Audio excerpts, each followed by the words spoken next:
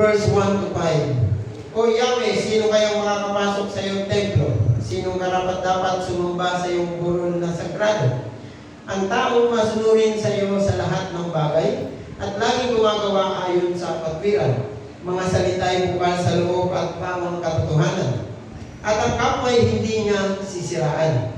Di siya gumagawa ng masama sa kanyang kaibigan. Tungkol sa kapwa'y di nagkakalat ng kasinungalingan. Verse 4, ang itinagpil ng Diyos ay di niya pinapakisamahan.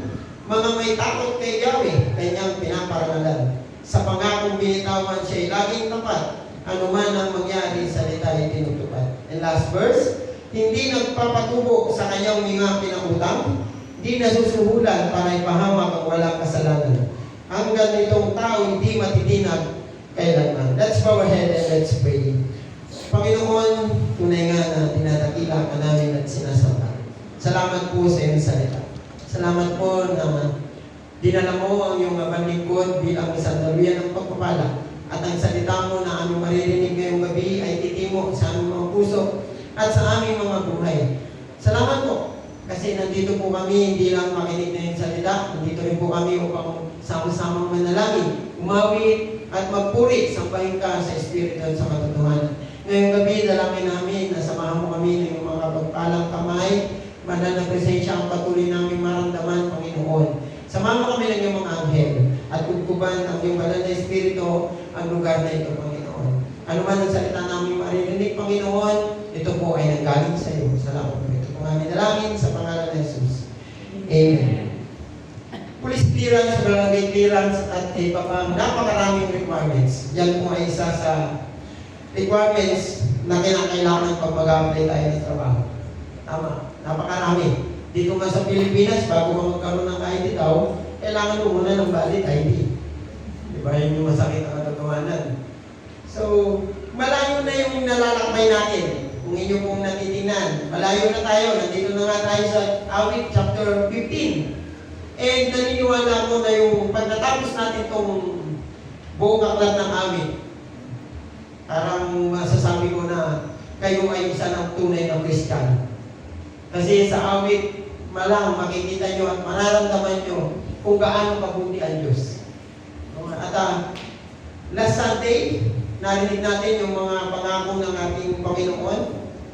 And kanina sa pag-aawitan, may pangako na naman. And mamaya, hahapyaw tayo ulit ng konti sa pangako. Kasi naniniwala ko na narinig nyo sa binasa na talata kanina na mayroong pangakong binitawan ng ating Panginoon. Amen po ba?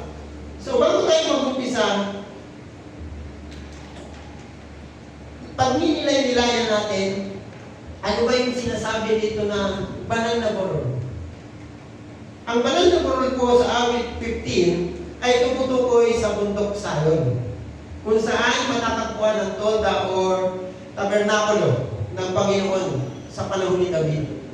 Ito po ay sumisimbolo sa presensya ng Diyos at ang lugar ng tunay na pagsamba. Ito yun, yung banal na burol. Ang banal na burol ay naglalarawan din ng espiritual na kalagayan ng paninirahan sa piling ng Diyos. Mga kapatid, sa panahon ngayon, marami sa atin ang nakakaranas ng mga pagsubok. Amen po ba? Taas ang kamay ng hindi nakaranas ng pagsubok. Sa panahon ngayon. Kasi pumapasana ko na lang ako. Kung hindi kayo nakaranas ng pagsubok, sa panahon natin ngayon, napakarami. Mula sa mahal na gasolina, bilihin, pagmahal ng gasol, at yung iba pang mga paunahing pangangailangan. Kanina lang, kinukwento ni Pastor. Kahapon, nagbaba ng 4 pesos na ang gasolina. Kanina, nagtaas ng 5 piso. Napakagaling ang gobyerno natin. Hindi ko maunawaan kung ano yung gusto nila iparamdam sa atin. Ginagawa nila tayong bata, ano? Ginagawa nila tayong musmus. Marami sa atin ang nakakaramdam ng takot at pangamba dahil sa mga pinagdadaanan natin ngayon. Kami, family, aminin man natin sa hindi, kami po ay minsan nakakaramdam din ng takot. Lalo na po pagdating sa edukasyon ng aming mga anak. Kanina lang, nagkaroon kami ng magandang pagtatalo ng aking bunso. Ayaw niya na daw muna sa GFA kasi mahal daw ng tuition. So, sabi ko, sige, palakasan tayo kay Lord. Pag dininig ni Lord yung panalangin mo, ibig sabihin mas malakas ka kay Lord. Ang hiling ko po kasi, kahit 50% lang na magkalok sa akin ng tuition fee discount yung GFA, ibabalik namin sila na si GFA. Kahit 50% off lang ng discount na. Kasi magbubukas po ako doon ng campus ministry. Meron po kami usapan ng isang teacher doon na pagdating ng school year, magbubukas ako ng campus ministry. Kasama yung guidance counselor nila doon. So, sabi ko, 50% off lang, pinagpipray ko kayo. Pero hindi ko po sinasabi doon sa teacher kong kausap. Pinagpipray ko. So, kasi baka sabihin na namantala tayo. So, pinagpipray ko lang kayo. So, mukhang ayaw na ng anak ko bumalik ng So, ngayon gabi, pag-uusapan natin, papamagatan po natin itong ang tunay na makakasama ng Diyos sa banal na puno. Natanong nyo na ba sa inyong mga sarili? Kasama kaya ako ng Diyos sa banal na puno? Tanongin nyo yung mga sarili. Kasi yung tanong po ng salmista na yan, na makikita natin sa awit 15, verse 1, O Diyos, sino ang makakapiling mo sa iyong banal na puno? Sino nga ba?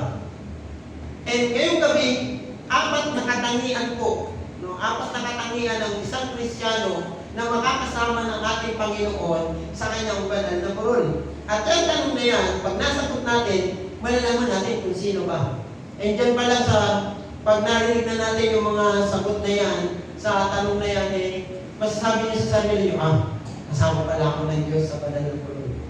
Ang tanong po na ito ay hindi lamang isang tanong, kundi isang hamon po sa atin.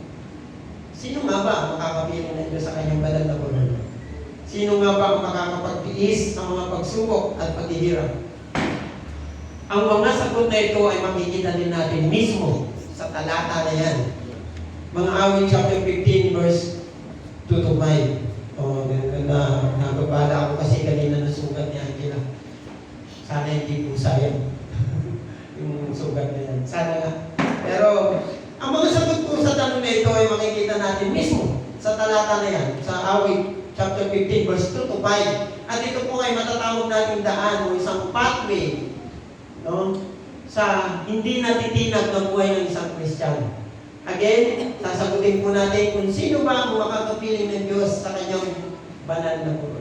Apat po na katangian na makikita rin natin sa verse by verse ng talata na binasa natin kanina. Una, ang isang taong masunurin. Tingnan mo yung katabi mo kung masunurin ba yan. Opo. Masunurin ba yan? Sunurin Okay. ka pa. Ang mga taong masunurin sa iyo sa lahat ng bagay at laging gumagawa ayon sa katwiran, mga salita'y bukal sa loob at pawang katotohanan na sinabi sa verse 2. Ang una kong bilin sa atin ngayong gabi sa talata na yan ay ang maging masunurin. Taas ang kamay ng mga masunurin dyan. Yung mga youth, kasi marami kayo, taas ang kamay ng masunurin sa magulang. Yung walang dabog.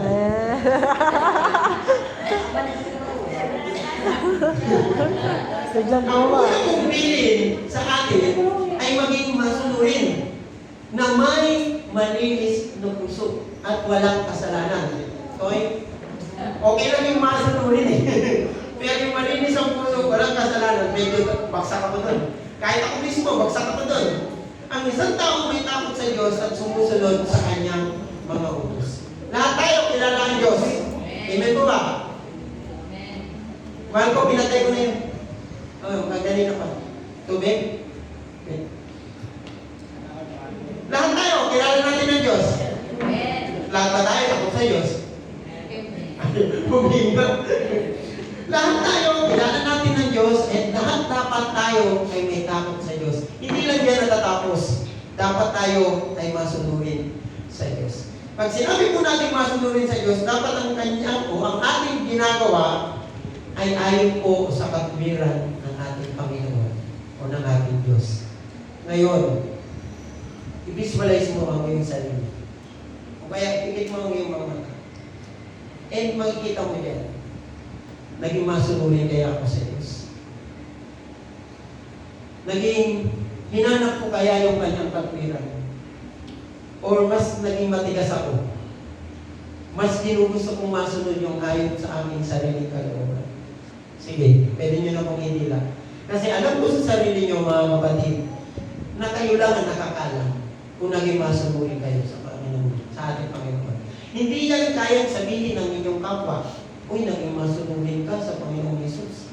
Naging masunurin ka sa Diyos kasi hindi namin alam, hindi namin nakikita ang lahat ng inyong ginagawa.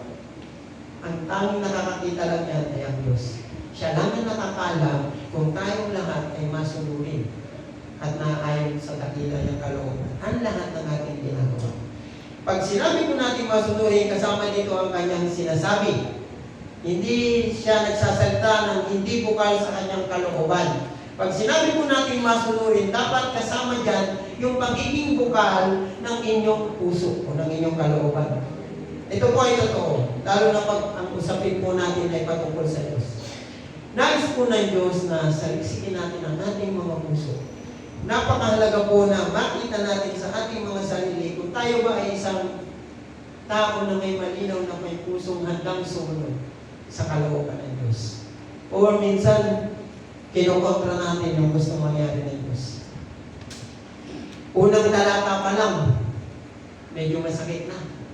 Kasi kahit ako, baksak ako dun eh. Ibig sabihin, kailangan ko pang aralin na maging masunurin para makasama ako ng ating Panginoon sa kanyang banal na bukod. Pangalawa, eto na. Ang isang taong tapat at hindi nagsisinungaling.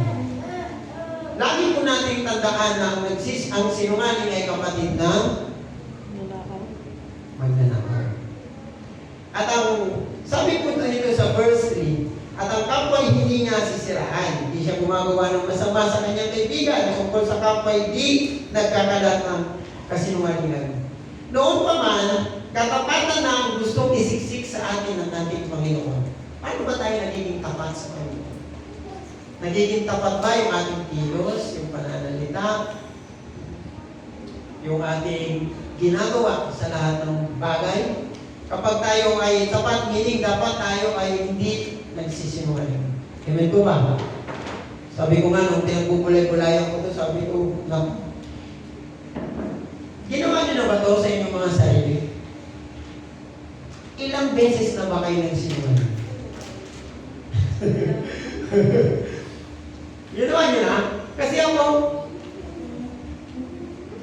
nung pinagbubulay-bulayan ko ito, sabi ko, ilang beses na ba ako nagsinungaling?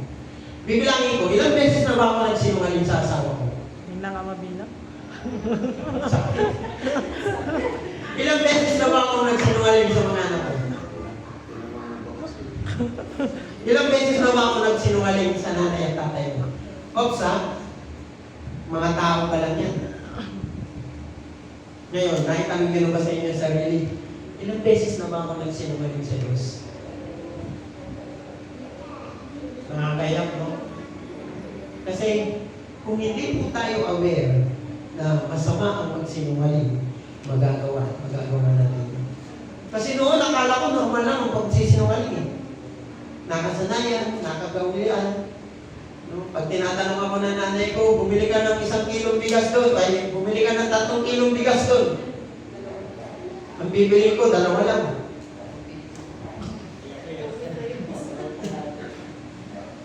Noong una, nag-umpisa ko ng, bumili ka ng 45 na bigas doon.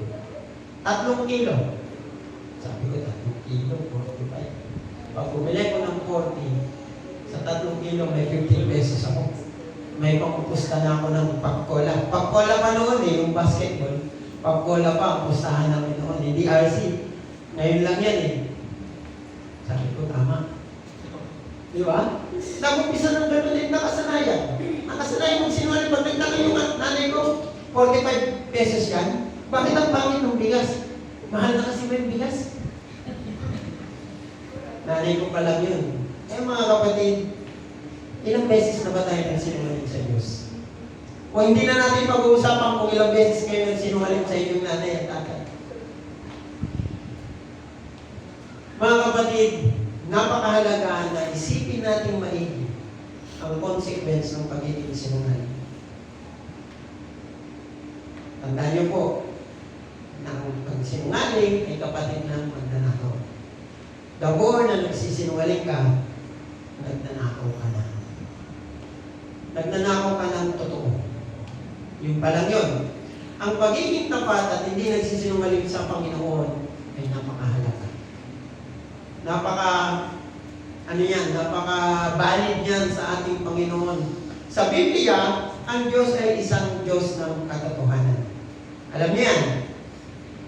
Ang pagiging tapat at hindi nagsisinungaling sa Kanya ay isang paraan ng pagpapakita ng ating pagmamahal at respeto sa Kanya. So, meaning, pag tayo po ay nagsisinungaling sa Kanya, pinapatunayan natin na hindi natin siya nire-respeto. Balikan natin yung nanay, tatay mo, yung anak mo, yung kapatid mo. The more na nagsisinungaling tayo dyan, ibig sabihin, hindi natin sila nire-respeto. Ganon din po sa ating Panginoong Diyos. Pag tayo po ay nagsisinungaling, pinapakita lang natin na wala tayong pakialam sa Kanya. Hindi natin siya kinikilala Diyos. Alam natin o kilala niyo siya bilang Diyos at naniniwala ako na meron kayong takot sa Kanya. Pero bakit nagagawa natin magsinungaling sa Kanya? Yun po yung masakit na katotohanan. Hindi ko po ini-excuse yung aking sarili. Lahat po tayo ay dumating sa point na nakapagsinungaling na sa ating Panginoon. Ngayon, kung ikaw ay hindi nakapagsinungaling, eh congratulations. Kasi ikaw ay isang mabuting nilalang. Ang Diyos po ang pinakatapat sa lahat. Wala siyang ibang nais, kundi ang pawang katotohanan. At yun din ang gusto niyang makita sa atin. Mas okay na magsabi tayo ng totoo sa Diyos kaysa magsisinungaling pa tayo sa Kanya.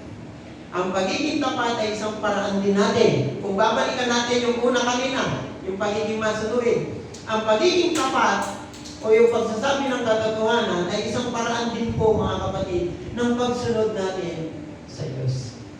Ang pagiging tapat sa Panginoon ay isang paraan ng pagsunod sa Kanyang mga utos. Yan po, 10:15. Kaya mahalaga po na tayo ay maging tapat at hindi nagsisinungaling sa Panginoon. Para naman masabi natin, kasama tayo sa banal na buhay. Tahasan yun sinabi sa teksto natin ngayon na huwag tayong gumawa ng anumang kasamaan sa ating kaibigan. O ngayon, sasabihin sa atin ng ating Panginoon, huwag tayong gagawa ng anumang masama sa ating Panginoon Jesucristo. Pangatlo, papasok na po tayo dun sa sinasabi kong pangako. Ang isang tao na tumutupad ng pangako. Last Sunday, malinaw na sinabi na pag-aralan natin, kanino ba tayo nangangako, sa Diyos o sa tao? Natutunan natin, promise is a promise. Mahalaga po na tinutupad natin ang ating pangako. At ang Amid chapter 15 ay talagang binigyan din pa yung sinabi sa mga ngaral. Nakulangan pa siya dun. Sa pangakong binitawan, sabi dyan in verse 4b, sa pangakong binitawan siya ay laging tapat. Ano man ang mangyari, salita ay tinutupad. Alam po natin na dapat isipin natin na sa Diyos tayo nangangako. At dapat matupad natin ang ating pangako agad-agad. Yung po yung sabi. At meron din paalala sa ating pangako. Last Sunday, yun yung ating pinag-aralan. And ngayong gabi, Psalmist wants to emphasize whatever circumstances, kahit gaano kahirap yung sitwasyon natin, sa mga panahon natin ngayon, kailangan natin tuparin ang ating pangako. Pag sinabi natin maglilingkod tayo sa ating Panginoon, maglilingkod at maglilingkod tayo.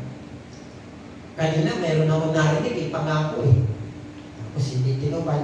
Nagantay kami dun sa baba. Sabi yung pinangakuan, inom na nga lang ako ng tubig. Di ba? Mga kapatid, make sure na pag tayo ay nangako, tuparin natin. Ang pagtupad po natin sa pangako ay huwag po natin palunan. Because kasama po yan sa requirements natin patungo sa banal na buron. Hindi na yan nabanggit na Sunday, pero kasama pala yan sa requirements natin bilang isang Kristiyano patungo sa kanyang banal na buron. To have pathway to never shake in life. Sa buhay po natin ngayon, napakadali lang maalok sa gitna ng pagsubok. Pero kung ikaw ay tumutupad sa iyong mga pangako, mamaya malalaman natin kung anong mangyayari pag tinutupad natin yan. At kung paano na tayo bilang isang nilalang kasama sa banal na buhay. Gawin natin itong pangako na ito bilang isang sagradong pakikipagtipan sa ating Panginoon. Sabi ko nga, gawin natin sacred yung ating mga pangako. Ngayon tanong, bakit nga ba mahalaga na matupad natin ang ating pangako sa Diyos? Ang pagtupad po sa pangako natin sa Panginoon ay ang magpapatibay ng relasyon natin sa Kanya. Ngayon, kung hindi natin tutuparin ang ating mga pangako sa Kanya, ay possible maghina yung relasyon natin. Ano nga yung relasyon natin sa Kanya? Tayo ay Kanyang anak. Huwag na huwag po natin kakalimutan yan. So, tayo po bilang isang anak ng ating Panginoon, ang pangako natin sa Diyos ay dapat natin tinutupad. Pang-apat, ang isang taong may integridad at katatagan. Katatagan na pinakamahirap sa panahon natin ngayon. No? Pinakamahirap kasi napakaraming pagsubok sa buhay. Napakaraming pwedeng entry point ni Satan. Sabi ko sa verse 5, hindi nagpapatubo sa kanyang mga pinautang. Meron ba taong ganun ngayon?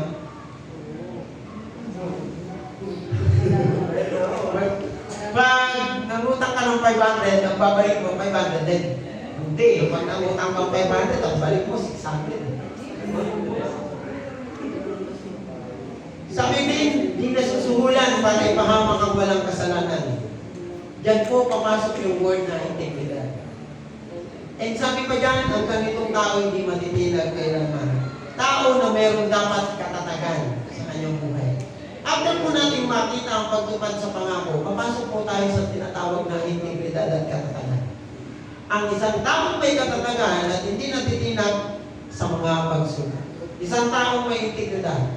Sabi nga po sa talata na binasa natin kanina, sa dulong bahagi, hindi po nagpapatubo sa kanyang mga utang. Nagpapautang o pinautang. But ang pinakamuhod talaga ng talatang ito na sinasabi ay yung integridad at katatagan ng isang tao. Hindi natin babaliwalain yung pagpapatubo ng utang, pero doon tayo focus sa word na integridad. Ang pagkakaroon po ng integridad at katatagan ay mahalagang requirements patungo po sa banal na buhay. Dahil ito po ay nakakapagbigay ng tiwala at respeto natin sa ating Panginoon. Ganon din sa ating kapwa. Ngayon, kung ikaw ay may integridad sa iyong kapwa, aminin mo. Kung aminin mo man sa hindi, pag ikaw ay may integridad, makukuha mo yung respeto ng iyong kapwa. Amen? Ngayon, kung hindi mo nakukuha yung respeto mo ng iyong kapwa, baka wala kang integridad sa sarili. Ang integridad po ay pagkakaroon ng mga prinsipyo at mga mahalaga na hindi nagbabago sa kabila ng mga pagsubok at mga hamon. Ano po yung sinasabi kong integridad? Pag sinabi mong ganito ang mangyayari, kahit napakaraming pagsubok sa buhay, ganyan talaga, ganyan pa rin ang mangyayari. Wala kang babaguhin. Sabi nga ni Pastor Marlon, ito yung pinaka-natutunan ko. Let your yes be yes, and let your no be no. Wala nang bago. Wala nang pagbabago kahit anong mangyari. Kung ano yung nasabi mo ko, yun na yun. Kailangan mong panindigan. Yan po yung tinatawag na integridad. Ngayon, kung ang isang bagay na labag sa kagustuhan ng Diyos ay iyong ginagawa, masasabi na wala kang integridad. Kagaya na lamang kung ikaw ay nagpapatubo sa mga may utang sa iyo. Integridad sa sarili, sa pamilya, sa kapwa-tao. Ano naman po yung sinasabing katatagan? Ang katatagan po ay pagkakaroon ng kakayahan na magkayanan ng mga pagsubok at mga hamon sa buhay. Ito po ay pagkakaroon ng lakas ng loob at determinasyon na hindi sumusuko sa kahit na anong pagsubok sa buhay. Ang katatagan ay nakakapagbigay ng tiwala sa sarili at sa iba. At nakakapagbigay din ng isang malakas na pagkatao o yung karakter natin bilang isang Kristiyan. Ang pagkakaroon mo ng katatagan ay mahalaga sa presensya ng Diyos. Yung apat po na yan, mga kapatid, ang masasabi natin, requirements natin patungo sa banal na burol. So meron ba kayo natandaan sa apat na yon? Hindi na ako mapapaquiz. No? Kasi baka yung kuuna naman kayo. Pagkatapos po nating marinig yung lima na yun, ay yung apat na yun, na requirements natin sa banal na burol, makikita na po natin yung katuparan ng pangako ng Diyos. Ano yung sinabi sa katuparan ng pangako ng Diyos? Kung iyo pong basahin sa Awit 15 verse 5, naging isang pangako ng Diyos na makikita natin sa dulong bahagi ng text na binasa natin kanina, na masasabi natin, premyo natin sa Kanya. Ang gumagawa ng mga bagay na ito ay hindi kailanman matitira. Alam natin mga kapatid na ang Diyos ay never kailanman hindi tumupad sa Kanyang mga pangako. Tayo lang bilang isang tao ang sumisira na ito.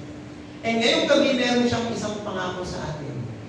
Ang sinabi niya, kung tayo ay gumagawa ng mga bagay na ito, lahat ng ating pinagbulay-bulayan kanina, sabi ng Diyos, hindi kayo matitinag.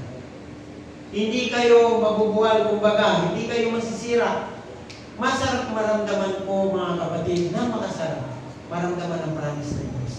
Amen. Yung pangako ng Diyos, napakasarap. Kanina, napakaganda ng awitin. Liwanag at gabay, yung pangako ng ating Panginoon. Ngayon, kung hindi natin mararamdaman yung promise ng Diyos, wala tayong sarap na mararamdaman. Masarap maramdaman ang promise ng Diyos sa buhay natin, lalo na yung katuparan nito. And yung word po na hindi matitinag, kahit kailan, ay isa pong patunay na tapat ang Diyos sa lahat ng pangako niya sa atin. Kaya pinalalahanan tayo ng Diyos, mga kapatid, bigyan natin ng integridad ang ating sarili. Magkaroon tayo ng takot sa Diyos at magpakatatag tayo sa mga pagsubok at mga paghihirap. Sapagkat ang Diyos ay may pangako sa atin na kahit kailan ay hindi tayo matitinag. Hindi niya tayo hahayaang nasira.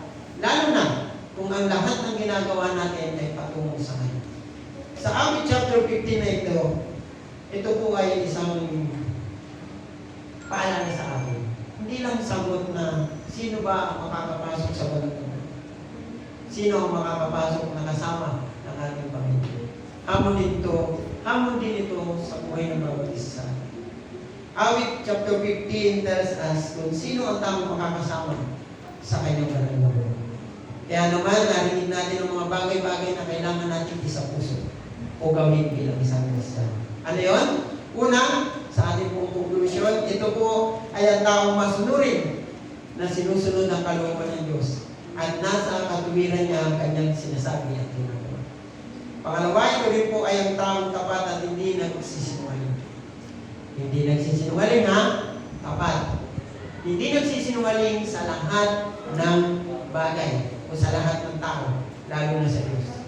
Mahalaga ang ating katapatan at kapag sinabing tapat, masasabi na ikaw ay hindi nagsisinungaling. Mahalaga rin sa banal na burol ang taong tumutupad sa kanyang mga pangako. Pangako man yan sa Diyos o sa tao. And lastly, ang taong may integridad at matatag. Integridad sa lahat ng bagay at matatag sa gitna ng mga napakaraming pagsubok sa buhay. Napakaraming pinagdadaanan sa buhay. Matatag. Kagaya po sa panahon natin ngayon, sa napakaraming pangyayari, lahat man ay nagtataasan na. Pantak na lang ang hindi. Kung lahat man nagtataasan na, bansot na lang ang hindi, magpakatibay tayo.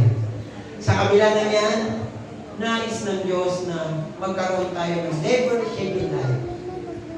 Dapat matatag at hindi natin. Amen. Para makasama niya tayo sa banal na buhay. Nagpupuri, sumasamba, at nananalangin. Sa ating pong application question, gusto ko pong isiksik ninyo sa inyong mga isipan na itong katanungan na ito. Ikaw ba ay isang taong handang sumama sa banal na buhay? Gawin ang mga bagay na nais ng Diyos. Pangalawa, tutupad ka ba sa iyong mga pangako? Lalo na kung ito ay para sa ating Panginoon. Ngayon, kung ikaw ay nangangakong tutupad, tuparin mo ito ngayon. Pangatlo, pusong matatag at hindi natitinag. Kung ikaw ay mayroong pusong matatag at hindi natitinag, pagtibayin mo ang iyong pananampalataya para mapatibay palalo ito. Amen. Sa mapagpalang kami po sa bawat isa, ay purihin po ang salita ng ating Panginoon.